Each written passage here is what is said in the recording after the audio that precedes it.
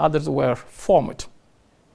President of Democracy and Human Rights for Africa, Fadoul Zakaria Fadoul, says Ethiopia is naturally a leader among African countries that enables it to participate in free trade initiative and play a great role in creating unique currency for African countries. He elaborates that Ethiopia is a landlocked country regardless of being one of the biggest countries in Africa in terms of civilization, culture, and having big population, which is detrimental to its economy. Phantom Bullet reports.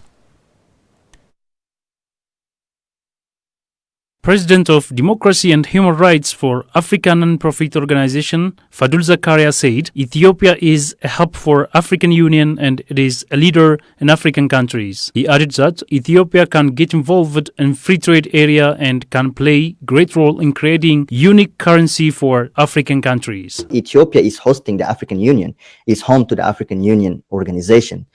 So naturally, Ethiopia has the duty to be a leader in Africa and pretty much get involved in any occasion for free trade initiatives.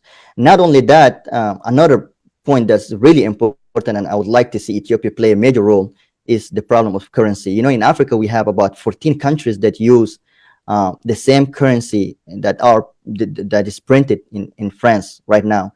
Ethiopia can play a role where we can have a unique, it's a project, where we can have a unique currency, and with Ethiopia being in the center and other big African countries such as Nigeria, South Africa, and Egypt, for example, along with Ethiopia, we can definitely create a unique currency for African countries, and this will probably impact more than anything that Africa ever done for its development. The president noted that access to seaport is crucial for the economy of a country, and Ethiopia is a landlocked country having more than 100 million people, which is tending to cause harm to its economy. The access to seaport is very important for any economy. Let's take, for example, if you can take the example of, for example, today Cameroon and Benin, with their economy, a big portion of their economy relies on their ports. Ethiopia is one of the biggest countries in Africa in terms of civilization, in terms of culture, and Ethiopia, of course, with almost 100 million people, not having a port, I think is detrimental to its economy. He explained that African Union has external influences and the resolution and decision of African Union are not respected in some African countries to ensure peace and stability. Even the African Union itself has a lot of external influence, and also the resolution and the decisions taken by the African Union are not really respected by a lot of African countries. And we can see recent examples with all of these coup, with all of these transition ongoing.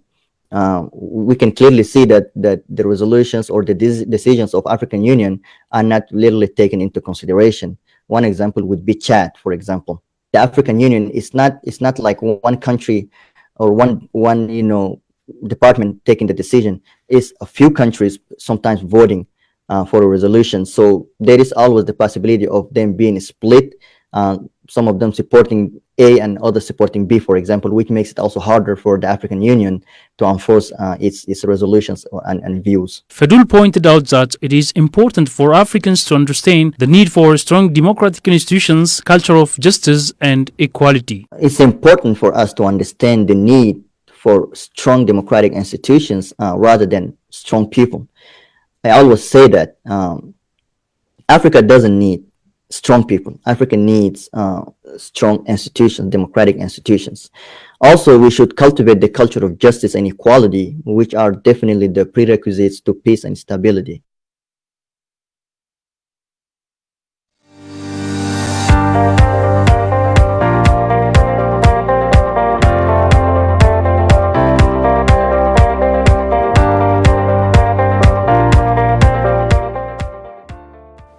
The State Minister for Foreign Affairs, Ambassador Misganu Arga, welcomes a delegation led by the Ethio-China Friendship and Cooperation Committee members.